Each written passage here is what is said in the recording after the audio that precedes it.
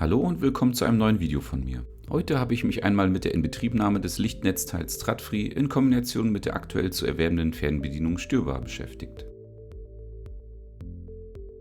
Die Fernbedienung störbar kann neben dem bloßen Ein- und Ausschalten zusätzlich noch dimmen und falls unterstützt den Farbton anpassen. Technisch ist sie ansonsten identisch mit der Fernbedienung Rotrit. Wie bekannt befindet sich im Gehäuse der Taster für die Einrichtung der Fernbedienung. Weiter in Verwendung das Netzteil Strat-Free mit der Unterstützung für bis zu 3 Lichtelemente. Der hier markierte Bereich kann mit einer Büroklammer oder besser mit einem SIM-Kartenstift erreicht werden. Wie man sieht und feststellt, gibt die Anleitung nicht viel her.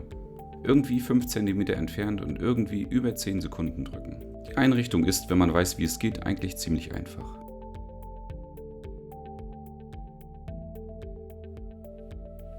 Zuerst wird Strat-Free zurückgesetzt, indem der Stift sachte für ca. 5 Sekunden in die vorgesehene Öffnung gedrückt wird. Dies wird mit einem markanten Aus und An des Lichtes quittiert.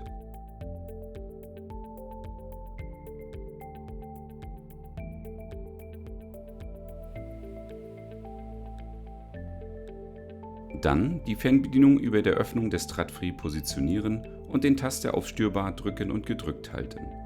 Das Licht der Status-LED wird nun pulsieren.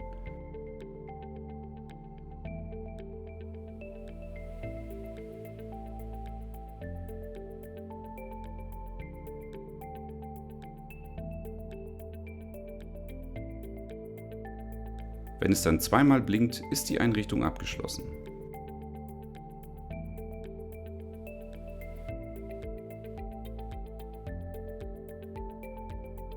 Wie funktioniert nun bei Störbar die beschriebene Werkseinstellung?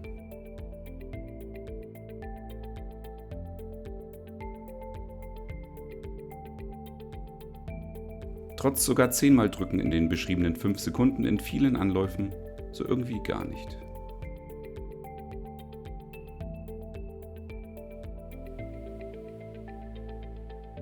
Ich hoffe, euch hat dieses kurze Video geholfen und ich würde mich freuen, euch wiederzusehen.